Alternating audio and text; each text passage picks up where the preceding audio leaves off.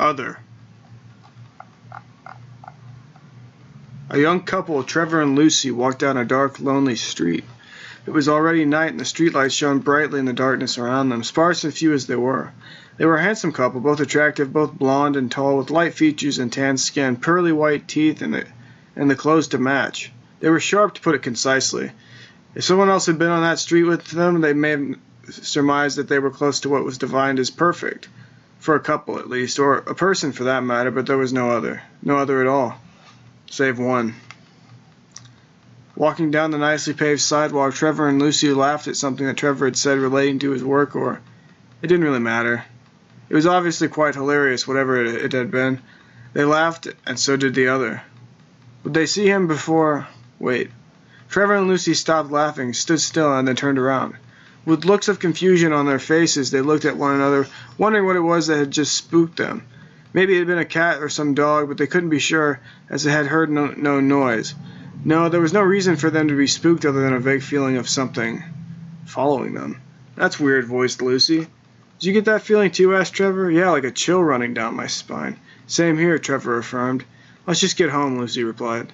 Okay. Trevor and Lucy walked on for another mile. They only had a couple miles to go. It had been a long walk to the downtown area of their small city. They lived close, though not really close enough to walk, and they hated to drive because parking was all but impossible most of the time. No, it had been a good decision to walk so late at night. A good decision. The other kept pace, his eyes fixated on. Again, Trevor and Lucy turned around, another chill running down their spines. This time they were scared, but still yet they could not determine what was giving them this feeling of dread. They were perfectly fine, and they would be home in moments, so what was this certain feeling that somebody was following them? They looked at each other again, turned around, and began to walk just a little bit faster than they previously had. Neither had to say a word to the other, and each knew to quicken the pace, almost as if it were simply a part of their nature to know to do that. Hell, maybe it was.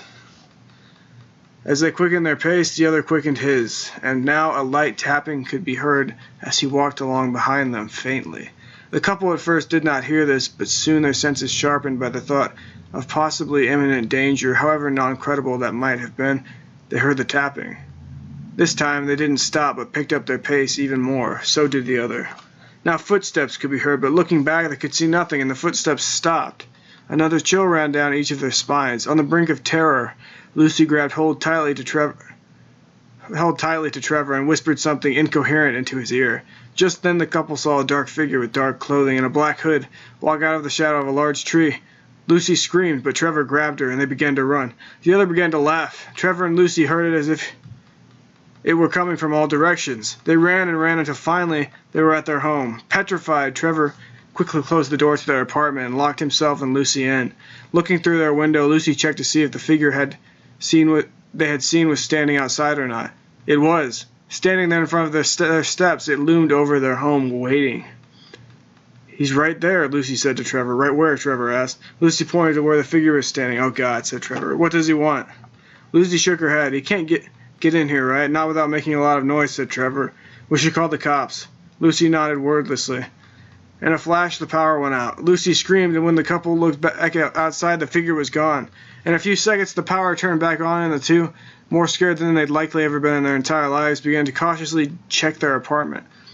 For what they weren't sure, as there would have been no way for the cloaked man or figure or whatever he or it might have been to enter their home. Their door had a heavy-duty lock on it. You'd need a small battering ram to even consider getting in without the key. No, they were safe. They must be safe. When they were finished checking, they discovered nothing. No figure, nothing. A strong sense of relief rushed over Trevor, but Lucy remained vigilant. Admittedly, however, she too was a little relieved. Neither of them called the cops. Instead, they sat down on their couch and began to talk about the incident. Who was the man? Where had he come from? Why did the power shut off and turn back on? Where did he go? Typical questions considering what had transpired. They wanted to know mostly because they often walked home at night, though they knew that they would no longer do that. Another question that they had, his laugh. Where had it come from? It had sounded as if it were coming from every direction, in an odd, terrifyingly magical sort of way. Trevor and Lucy spoke about it at length, though if they told anyone about the man, the figure, the ghost, For all they knew, they decided that they would leave that part out, as it just sounded crazy. The next day was a Sunday, and so they were both at home the entire day. It was sunny without a cloud in the sky, yet their fear remained, for obvious reasons.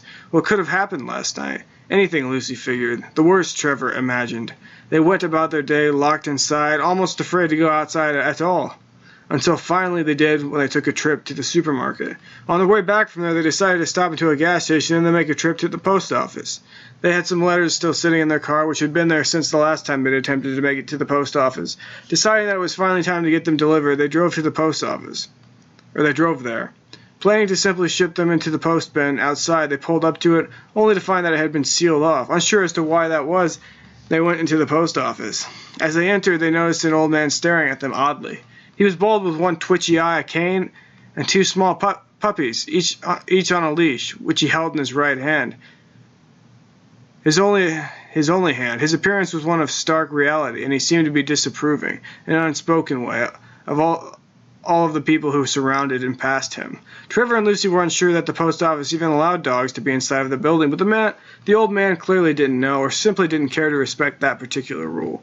He kept staring at them with his one twitchy eye, and it seemed as if he was saying something, though no sound from his mouth could be heard. The two had never seen him before. All of a sudden, the old man began to point at them and started to shout, "Doomed." Everyone in the post office, which was fairly crowded, began to stare at the old man and then at the couple. Trevor and Lucy looked at each other in shock, each wondering if somehow this old man had something to do with the man from last night, irrationally. Hurriedly, they made their way outside of the post office and back into their car, which they gunned down the street immediately and stopped. As soon as the shock wore off, Lucy spoke. "Trevor, what the hell was that?"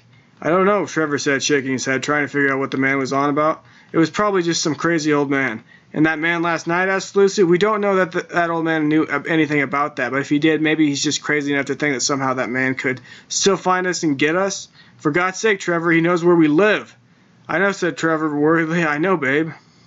"Why would that old man," Lucy was going to say, but stopped. She looked at Trevor and began to sob. Trevor took hold of her and tried to comfort her, but it was difficult as he was feeling scared too, and the man from last night stood just outside their door. Each of them noticed him after a few moments. Screaming, they gunned it down the road again. This time, they crashed.